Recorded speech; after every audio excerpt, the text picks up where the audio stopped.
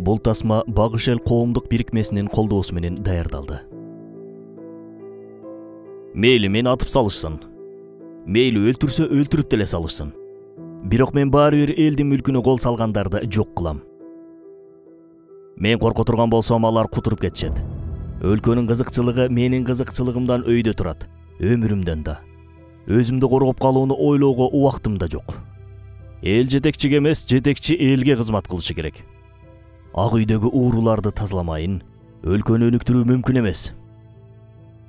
Келгиле, жеке кызыкчылыгыбызды унутуп, өлкө үчүн иштейли.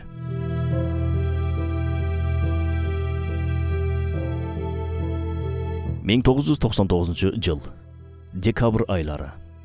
Премьер-министр өлкөдөгү жетекчилерди чогултуп алып, катуу урушуп атты. Последующими выводами пути подхода решения данного. Мен биздеги бүткүл иш-чараларды изилдеп чыктым. Бүткүл маселелерди карап чыктым. Жыйынтык ушундай. Бизде барган сайын абал начарлашып баратат. Ансыз деле уурдаш элеңер дагы деле уурдап атасыңар. Чачат элеңер чачып атасыңар. Жемкорлук өсүп атат, уурлук өсүп атат. Өтө аз жемкорлук боюнча кылмыштын бети ачылып атат. Кайтаруу да азайып атат. Кээ бир аткаминерлер мамлекеттин мүлкүн тоноп, жеп ээлеп алса деле, дагы деле уялбай мамлекеттик кызматта иштеп атат. Несмотря на то, что растратили там, присвоили, прикарманили так. Бул сөздөрдөн кийин көпчүлүк министрликтердин, структуралардын аттарын атап, бетке айтып урушуп чыкты. Баары алтын башын ойлоп, коркуп олтурушту. Бул урушуп аткан инсан ким эле? Бул ошол кезде өлкөгө 3 айдан ашуун премьер-министр катары кызмат өтөгөн, жемкорлуктун белин сындырууга аракет кылган Жумабек Ибраимов эле. Жумабек Ибраимов. Мен паракорлукту жок кылам. 1946 жылдын 1 январы. Кемин жергесинин Жаңы Алыш айылында бир бала жарык дүйнөгө келди. Ал кичинекей Жумабек эле. Өз атасы Акай, апасы Айша. Атасынын агасы Ибраим балалуу боло албаган үчүн аялы Гүлсүн экөө багып алып, тарбиялап чоңойткон. Бакма апасы Гүлсүн Казакстандагы ачарчылык маалында өлкөбүзгө келип, Ибраимге турмушка чыгып жашап калган. Мектепти аяктаган соң 1963 жылы Фрунзе политехникалык институтуна өтөт. Ортодо аскердик кызматын десанттык аскер бөлүгүндө өтөп, 1972 жылы окуусунда бүтөт. Сүйүнчү. Телескоп каналынын өзүнүн китеби чыкты. Мекенибизге кызмат кылган, бул улуу жолдо канын, атүгүл жанын берген аталарыбыздын улуу өрнөктүү жашоосу тууралуу башка жакта кездеше бербеген маалыматтарды окугуңуз келеби? Анда кыйын кыргыз китеби дал сиз үчүн. Китепте кимдер тууралуу баяндалат? Алымбек Татка, Курманжан Датка, Жаныбек Казы, Тоголок Молдо, Ишеналы Арабай уулу, Касым Тыныстан уулу, Жусуп Абдрахман уулу, Абдыкерим Сыдык уулу, Рахманкул хан. Китеп алуу үчүн Супер китеп баракчасына жазыңыз. 1977 жыл. Ибраимов балыкчыдагы Орг техника заводуна ишке кирсин деген буйрук чыгат өйдө жактан. Бирок заводдун жетекчиси Валентин Биденко Ибраимовду балыкчыдагы заводко эмес, заводдун нарындагы филиалы болгон Мин Куш заводуна жөнөтүп жиберет. Себеби балыкчыда негизинен орус жана немис улутундагы жумушчулар иштеген.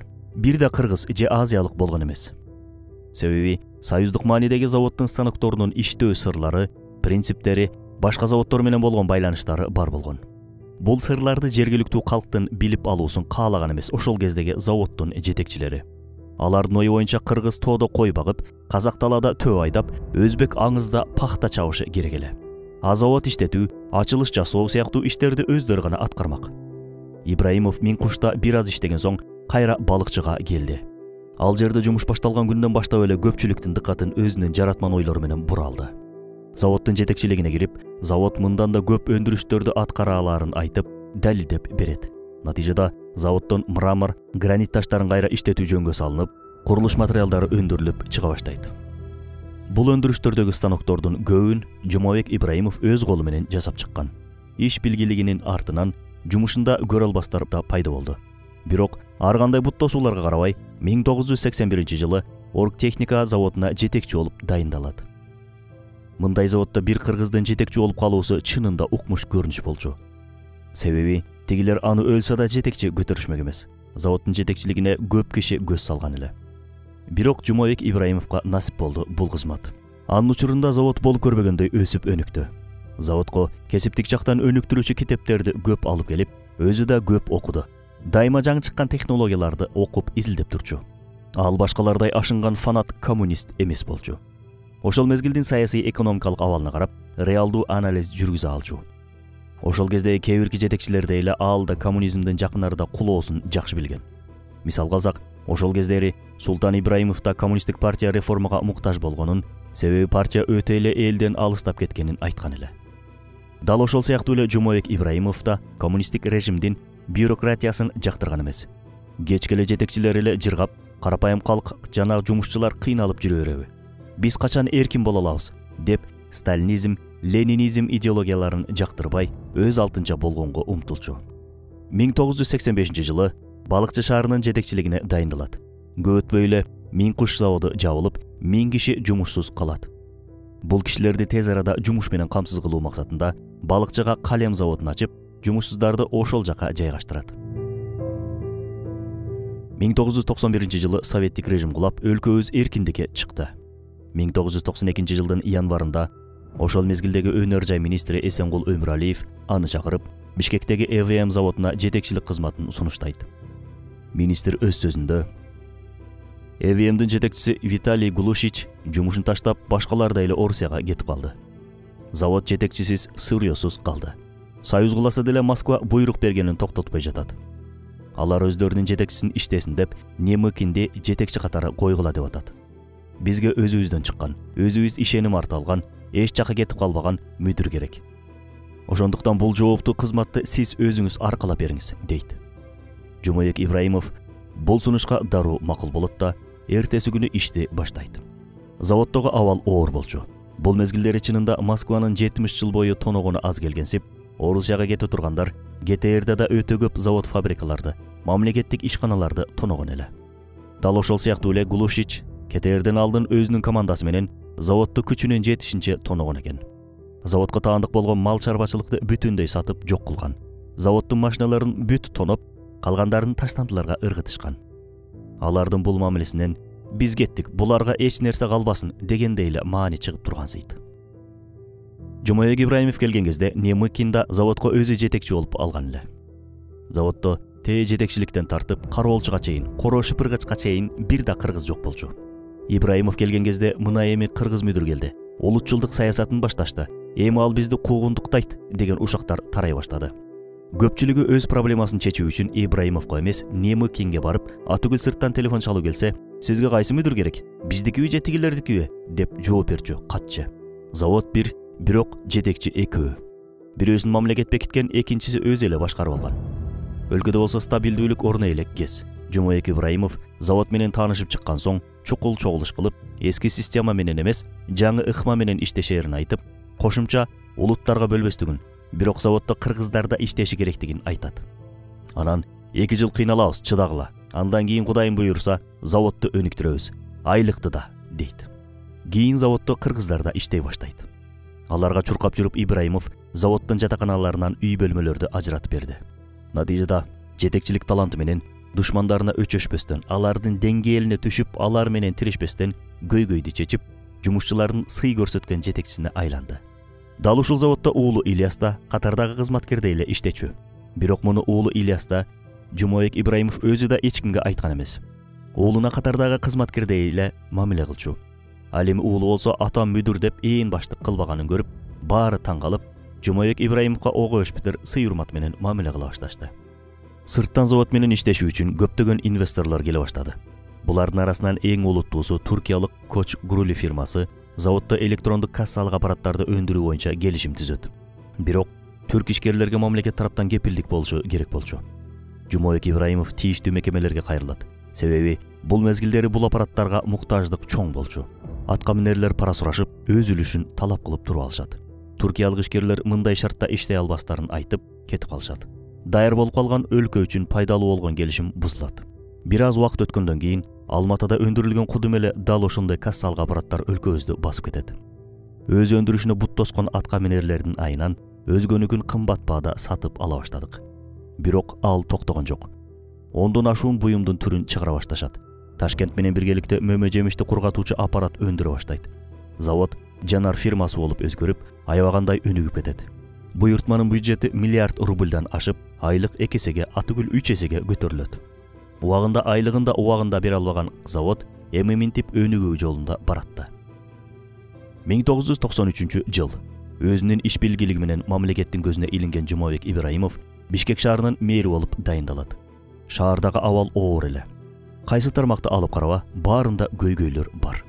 Союз мезгилинде Бишкек сыяктуу шаарлар бир өлкөнүн борбору катары эмес, тескерисинче өндүрүүчү жай катары, Москва муктаж болгон нерселерди өндүрүп жеткизип берчү зона катары каралчу. Ошондуктан шаарыбыздын борбордук бөлүктөрүнө көп оор өнөр жайлар курулган. Болбосом, оор өндүрүштөр негизи стандарт боюнча шаардын четине курулат эмеспи? Жумабек Ибраимов шаар башчысы болгон соң Бишкекке офис, банк, маданият борборлорун, дүкөн базарларды көп курууну пландайт. Гезиттердин биринде берген маегинде ал ушуларга басым жасайт. Өнүккөн өлкөлөрдүн 60% калкы кичи бизнес тармагында, ал эми 20% гана оор өнөр жайларда иштейт. Бизде болсо калктын 60% жакында банкрот болуп жабыла турган оор өнөр жайларда иштейт. Демек, бул жайлар жабылары менен жакын арада калктын 60% жумушсуз калышы мүмкүн. Ошондуктан жеке ишкердик секторлорун өнүктүрүшүбүз зарыл. Ооба, эски коммунисттик системага көнүп калган калкты жаңы жашоо образына көндүрүү ошол кездин атүгүл азыркы кездин деле маанилүү талаптарынан. Шаардагы дагы бир көйгөй нан болчу. Себеби шаардагы ири нан бышыруучу заводдорду кээ бирлери ээлеп алып, кээ бирлери жабылып кеткен эле. Ибраимов нан өндүрүү милдетин жеке секторлорго берет. Тагыраагы нанды эми набайканалар, кичи тандырлар камсыздай баштаган эле. Бул мезгилге чейин Бишкек бөлкө нан жесе, мындан ары тандырга бышкан кадимки кыргыз нанын жей баштады.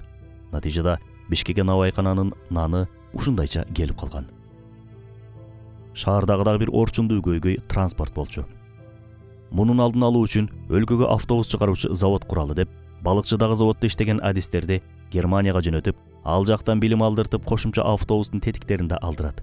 Кийин автобус чогултуучу завод ачайын деп канча аракет кылса да, бирок өйдө жактан бут тосуулар болуп долбоор токтоп калат. Өйдө жактагылар бир жагынан кайдыгерлик кылса, экинчи жагынан бул долбоорду каржылагысы келбеди. Көйгөйлөрдү чечүү үчүн шаардын өзүнүн бюджети болушу керек болчу. Бирок бул көйгөй дайыма таңкыстык менен коштолуп келген. Ошол жылы өкмөттүк жыйында шаарга бюджеттин 18% ажыратылсын деген чечим чыгат. Жумабек Ибраимов буга аябай сүйүнөт. Себеби бул каражат менен шаардын өтө көп көйгөйү чечилмек. Бирок бюджеттик материалдарды тактап карап чыгалы деп ошол кездин финансы министри алып кетет да акчаны кемирип кирет. Акыр аягы таланып бөлүнгөн каражат 18%дан 16%га түшөт. Жумабек Ибраимов буга аябай ачууланып, министрди издеп жөнөйт. Акыр аягы Ак үйдүн караңгы коридорунан таап алат. Министрди жакасынан мыжыгы кармап алып, муунтуп жиберет. Министрдин тамырлары көөп чыгып, кыймылдай албай калат. Ооруса да, жашы кыйлага барып калса да, мурдагы десант Жумабек Ибраимов дале күчүндө болчу. Ал министрге карап туруп, шаарды, элди тоноо акмактык, уятың намысың барбы? Эгер 18%га кайра көтөрбөсөң өкүнөсүң, унутпа, деп эскертет.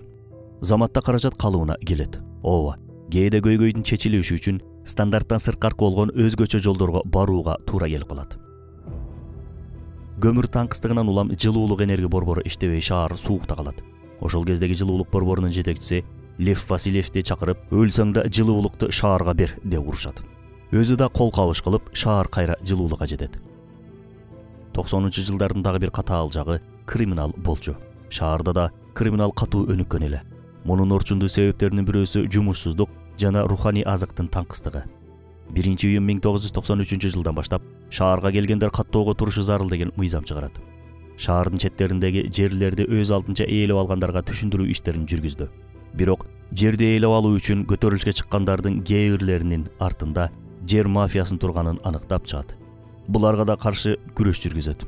Бул жемкор уурларга демократия менен анархияны алмаштыра албагыла деп эскертүү берет.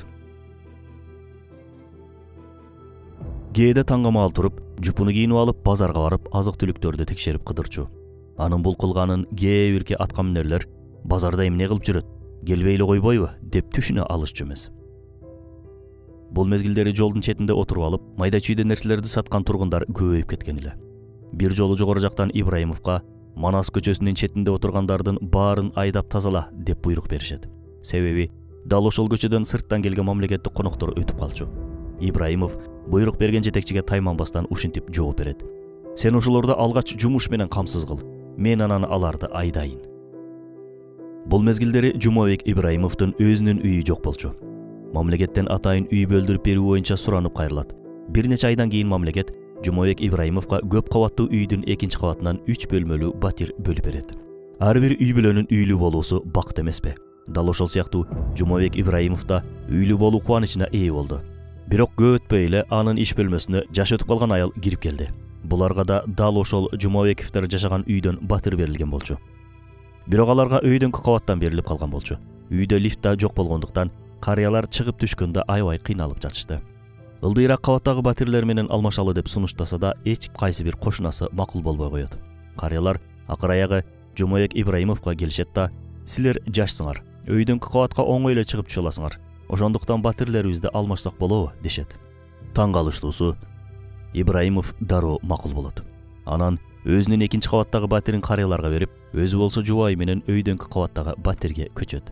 Албетте 2 жылдан кийин Жумабек Ибраимов өзү да ооруп калып, өйдөгө чыгып түшөөрдө азап чегерин билбейт эле бул мезгилдери.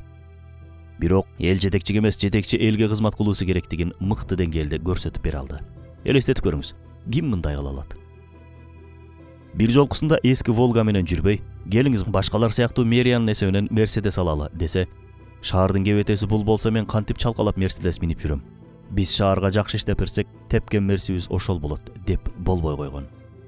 90-жылдары шаарыбызда жарыктын өчүп калуусу кадимки көрүнүш болчу. Айрыкча бул кыш учурларында көп кайталанчу. Бир жолу кыштын чилдесинде кечке жуук Жумабек Ибраимовдор үйүнө конок чакырып калышат. Баары столго отуруп тамактанар алдында чукул телефон келет. Шаарыбыздын Асанбай Кичи районунда жарык өчүп, эл суукта калган болчу. Жумабек Ибраимов коноктордон кечирим сурап чыгып кетет. Түзөтүү иштерин бүтүрүп, түн бир окумда келет. Көптөгөн көйгөйлөрдүн бирөөсү талкаланган жолдор болчу. Бул көйгөйдү чечүү үчүн атайын Германиядан эң акыркы үлгүдөгү асфальт төшөөчү машина алдыртат да жолдорду жасай баштайт. Бул машинанын артынан да өтө көп ызы чуулар, чагымчылдыктар болот. Кийин Жумабек Ибраимов мэр кызматын тапшырган соң, анын ордуна келген кийинки мэр бул машинени Өзбекстанга сатып жиберет. Кийинки мэр муну менен эле чектелбестен өтө көп коррупциялык иш аракеттерге аралашып, көп объекттерди жеке мүлкүнө оодарып алганы айтылып жүрөт дале болсо. Эгер тыкыр изилденсе, балким дагы көп маселе чыгат. Биз темабызды улайлы. 1995-жылы Ибраимов президенттин аппарат жетекчиси жана мамлекеттик катчы кызматтарына дайындалып, бир учурда 2 кызматты аркалайт. Бул мезгилдери да шеф менен жолуктуруп коюңуз, тигинтип коюңуз, минтип коюңуз деп ар кандай майлуу конверттер келе баштайт. Булардын баарына каршы турган Ибраимов мамлекеттик кызмат жогорулаган сайын интригалар, чагымчылдыктар көп болооруна көзү жетет. Атүгүл аны коркутушкан кезде кызматтык билетин аларга карата ыргытып, "Мен бул кызматка суранып келген эмесмин. Силер өзүңөр койдуңар. Кааласаңар мени жумуштан алгыла. Мен эч кимиңерден коркпойм" деп кыйкырган учурлар да болгон. Дал ушул жылы депутаттыкка талапкерлигин коюп, шайлоого аттанды. Анын атаандаштары шайлоочуларга акча, шекер, ичимдик сунуштаса, Ибраимов эл менен түзмө-түз сүйлөшүп, алардын көйгөйүн чечип жүрдү. Экинчи жактан Ибраимовдун эң мыкты портфолиосу анын буга чейин эл үчүн кылган кызматтары болчу. Шайлоонун жыйынтыгында 90% добуш менен утуп чыгып, эл өкүлү болуп дайындалды. Ушул жылы жараткан Кудай насип этип, кесиптештери менен ажыга барып, ажылык милдетин толук орундатып келет. Жанындагылардын айтуусу боюнча, Жумабек Ибраимов алгачкы жолу ыйык Мекке шаарында тынч уктаган. Ал эми келинчеги Шайыр Сагынбаева ажылыктан келген соң анын жан дүйнөсү эс алып, руху бейпилчиликке бөлөнүп калганын байкаган. Кудум эле сооронгондой, өзүн токтоткондой, тагдырга моюн сунгандай, тазалангандай, жеңилденгендей эле абалы, дейт ал өз сөзүндө.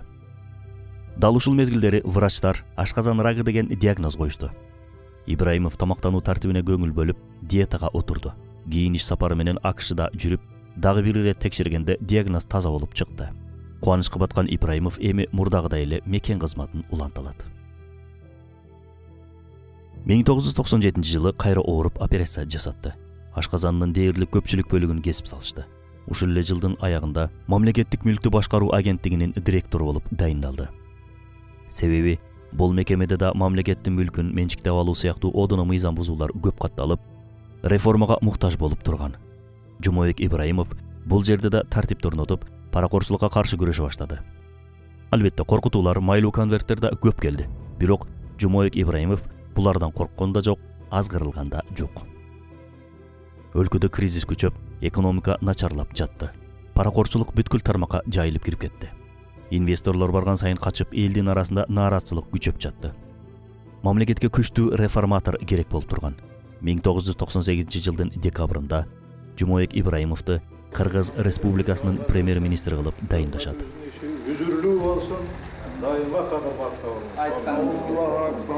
Мамлекеттик казына жарды болчу. Ибраимов бюджеттик чыгымдарды тыкыр көзөмөлдөп, орунсуз ысырап-корчулуктарга бөгөт коюу боюнча тапшырма берди.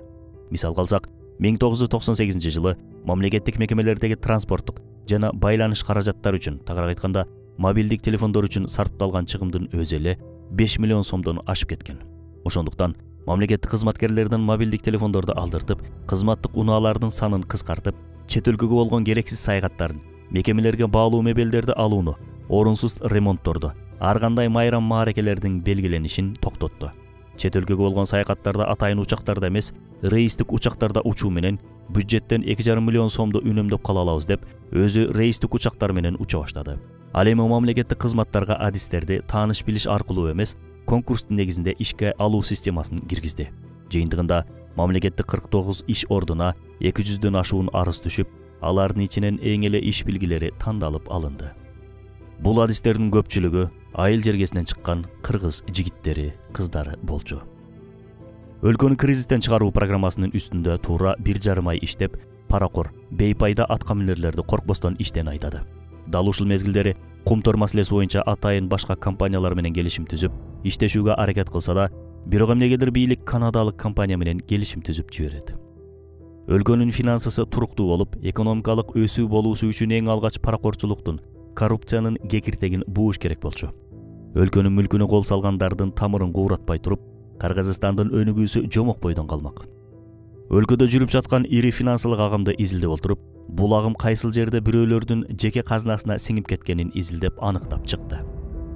Мисалы, бажы кызматына тиешелүү эле 160 миллион сомдук тамеки, 120 миллион сомдук күйүүчү май, 2,5 миллион долларлык медициналык дары-дармек мыйзамсыз контрабандалык таризде кирген эле.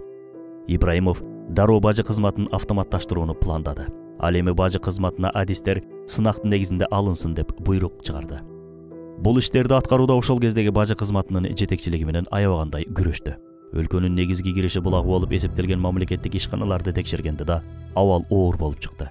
Мисалы, чоң мекеме болгон Кыргызтелекомдон бюджетке өтө аз каражат келчү. Ревизия жүргүзүлгөн соң, ал жерде да каржылык жактан чоң алдамчылык бар экени аныкталды. Мекемеге ажыратылган күйүүчү май мыйзамсыз жеке адамдарга өтүп, бүткүл дүйнөлүк банктан ажыратылган каражаттарда максаттуу колдонулбагандыгы аныкталды. Дароо мекеменин жетекчилигин жоопкерчиликке тартып, башкаруу системасында реформа жүргүзүлсүн деп буйруйт. Андан кийин Кыргызмунайзаттын өлкөгө келтирген 18 миллион долларлык зыяны премьерди аябай ачуулантты. Но вы где видели хоть один Кыргызгазмунайзат, вернее, Газмунайзат или там? Кыргызмунайзаттын алып келген зыянын карагылачы. Бюджетке эле канча зыян алып келди. Мындан сырткары алар канча акчаны уурдап алышты. Почему было допущено, что имеем мы и, значит, эмне үчүн салык кызматы, салык полициясы, каржы инспекциясы, ички иштер министрлиги, прокуратура, улуттук коопсуздук кызматы, атүгүл өкмөт да мынчалык чоң жемкорлук окуяга унчукпай карап отурат. В конце концов, а все мы сидели вокруг этого, крутились шалка. А сегодня все мы герои получаются. Энерго холдингдин жана Кыргызстан аба жолдорунун айланасындагы ызучуулар өлкөнүн канчалык паракорчулук, уурлук, алдым-жуттум сазына батып калганын айгинелеп көрсөттү. Бул лөк ишканалардан тамчы киреше казнага түшсө, шаркырап аккан кирешелер жеке чөнтөктөргө кетип жатты. Мамлекет болсо, ал мезгилдери мекемелерди башкарууга мүмкүнчүлүгү жок болчу. Уурлар уурдап, бирок жазаланбай эркиндикте жүргөн доор эле. Атүгүл жумуштан кийин кээ өлкө жетекчилерди үйүнө чакырып алып, түн бир окумга чейин бир-бирден текшерип, акчаны кайда жетип жибердиң деп урушчу. Атүгүл бир жолкусунда президентке Ак үйдөгү уурларды тазаламайын, өлкөнү өнүктүрүү мүмкүн эмес деп ачык айтат. Счетной палате чуть-чуть проверял, и то до конца не дали проверки. Эсеп палатасын бир аз текшердим. Бирок толук текшерүүгө мүмкүнчүлүк беришпеди. Каржы инспекциясын текшерейин десем, жакында жол отушпай атат. Келгиле, өзүбүз баш болуп, бүткүл структуралар үлгү бололу. Келгиле, жашырынбай ачык бололучу. Давайте будем прозрачны. Будем патриотами. Давайте ради государства поработаем. Давайте забудем о своих интересах. Силер патриот эмессиңерби? Келгиле өлкө үчүн иштейли. Келгиле жеке кызыкчылыктарыбызды унуталы. Келгиле акыйкат үчүн иштейли. Ушундай иштейли, мүчүлүштүктөрдү жок кылалы. Сурооңуздар барбы? Жокпу? Анда келгиле ушундай тартипте иштейли. Рахмат. До свидания. Бир күнү пресс-конференцияда журналисттер: "Сиз паракорлор менен күрөшүп, аларды бууп салдыңыз. Өмүрүңүзгө коркунуч келет деп кооптонбойсузбу?" деп сурашат. Жумоек Ибраимов: "Эгер мен корксом, алар кутуруп оолуп кетишет. Өлкөнүн кызыкчылыгы менин кызыкчылыгымдан өйдө турат, өмүрүмдөн да. Өзүмдү коргоп калууну ойлоого убактым да жок", деп жооп берет. Бир күнү Ибраимовду жумуш бөлмөсүнө аябай ачууланып: "Акмактар, мындайларды кантип жерге төрүп жүрөт?" деп атканын угуп калышат. Көрсө, облустук маанидеги кызмат орду үчүн $50,000 пара сунуштап келишкен экен. "Биз бул жакта ар бир тыйынды эсептеп отурсак, булар бир кресло үчүн ушунча акчаны берүүгө даяр. Аны могу тепкичтен ыргытып жибермекмин, акмак уурулар. Мейли мени атса атып салышсын, мейли өлтүрсө өлтүрүп деле салышсын. Бирок мен баары бир элдин мүлкүнө кол салгандарды жок кылам", деп ачууланат премьер-министр. Ошол кездеги Жумоек Ибраимовдун жардамчысы ушундай дейт: "Буга чейинки премьердин сейфинен жашыл кагаздар төгүлүп турчу. Жумоек Ибраимович премьер болсо да ушунчалык жупун экен, атүгүл чөнтөгүндө азын-оолак акча да табылчу эмес". Жумоек Ибраимов дос, тууган, тааныш деген нерселерди экинчи орунга коюп, биринчи орунга өлкөнүн кызыкчылыгын койчу. Мисалга алсак, ал премьер болуп турганда соц фондунун жетекчиси Роза Үчкемпированын үй бүлөсү менен дайыма катташып, ынак мамиледе болушкан. Бирок ошол кездеги соц фондунун өлкө боюнча бөлүмдөрүндөгү мыйзамсыз иш аракеттеринин айынан пенсия убагында тийбей калат. Заматта жакын таанышы Үчкемпированы кызматынан бошотот. Чынында кызматкерлеринин тийиштүү жоопко тартылуусу боюнча Үчкемпирова өзү да тийиштүү органдарга кайрылган болчу. Бирок Ибраимов аны кызматтан бошотуп атып, жетекчи кол астындагыларга жооп берет. "Элдин мүлкүнө кол салгандар көчөдөгү уурлар эмес, сиздин кызматкерлериңиз болчу", дейт. Ооба, жеке тааныштарга караганда элдин кызыкчылыгы өйдө турарын премьер даана көрсөттү. Дагы бир жолкусунда жакын тааныштарынан бирөө шаардагы адистешкен оорукананын башкы врачын иштен кетирип, ордуна баласын башкы врач катары орнотуп берүүсүн өтүнөт. Ибраимов: "Ал жерде эң мыкты врачтар иштейт. Мен эч качан андай кылбайм", деп кесе жооп берет. 1999-жылы 15 февралда иш сапары менен Германияга учат. Бул сапарда премьер жөнөкөй эле эконом класстагы учак менен 3 эле кишинин коштоосунда учуп, башкаларга казнадагы каражатты кантип үнөмдөсө болот тургандыгын көрсөтөт. Германияда бир катар иш пландары аткарылган соң ден соолугун текшертет. BMW унаа заводун Кыргызстанга ачуу боюнча сүйлөшүүлөрдү жүргүзөт. Ооба, кадимки BMW машинелери Кыргызстандан чыга турган болуп калган кезде Ибраимовдун үстүндөгү жетекчилер көп өз үлүшүн талап кылып туруп алышат. Натыйжада булардын бут тосуусунан жана уруксат бербей койгондугунун айынан BMW заводу Кыргызстанга ачылбай калат. Германиядан келген соң февралдын акырында анын ден соолугу кескин начарлап ооруп калат. Анализдеринин жыйынтыгы болсо аянычтуу болчу. Врачтар сөөк метастазасы деген диагноз коюшат. Бир ай мурун анализ тапшырганда баары жакшы болчу. Эмнеге заматта минтип ооруп калды деген суроо көпчүлүктү түйшөлттү. Бул кимдир бирөөлөрдүн буйртмасы болушу мүмкүн деген жоромолдор да айтыла баштады. Себеби Эркин Тоо гезитинин 4 февралда чыккан санында Жумоек Ибраимов уурулук менен мамлекеттин мүлкүнө кол салгандарды кустуруп, коррупцияга, мафияга каршы күрөштү ачык баштады. Чиновник коррупционер, чиновник мафиоздор криминалдык жол менен мындай өкмөт башчыдан арылууга аракеттенет деп ачык эле жазган болчу. Ал эми Асаба гезитинин 12 февралдагы санында болсо, Жумоек Ибраимов мамлекеттеги боткону тазалайм деп жыландын куйругун жазабаста деп кооптонуп жазып чыгышкан. Ооба, премьер-министрди тез арада операция кылыш керек болчу. Жубайы Шайыр президентке Москвага эмес Кытайга барып дарылатсак кантет. Кантсе да аларда медицина өнүккөн эмеспи десе да, президент болбой Москвага жөнөтөт. 1999-дун март айында Жумоек Ибраимовду Москвадагы онкологиялык ооруканага жаткызышат. Профессор Давыдов аны текшерген соң Шайыр Сагынбаеваны чакырат да, башка органдары жаш баланыкындай таптаза экен. Кыска мөөнөттүн ичинде мынчалык болуп рактын өтүшүп кетиши, өнүгүп кетиши мүмкүн эмес болчу. Эмне болду эле негизи дейт. Жообун билбеген так айта албаган жубайы унчукпастан жертик дейт. Кечээ эле анализдери жакшы болуп аткан, коррупциянын биринчи душманы эмне үчүн минтип ооруп калды. Москвадан алып келишкен соң шаардагы ооруканага жаткызышат. Ошондо Жумабек Ибраимов оор жутунуп, бир баш кетсе эч нерсе эмес, бирок элибизге кызмат өтөп кетсем жакшы болмок дейт.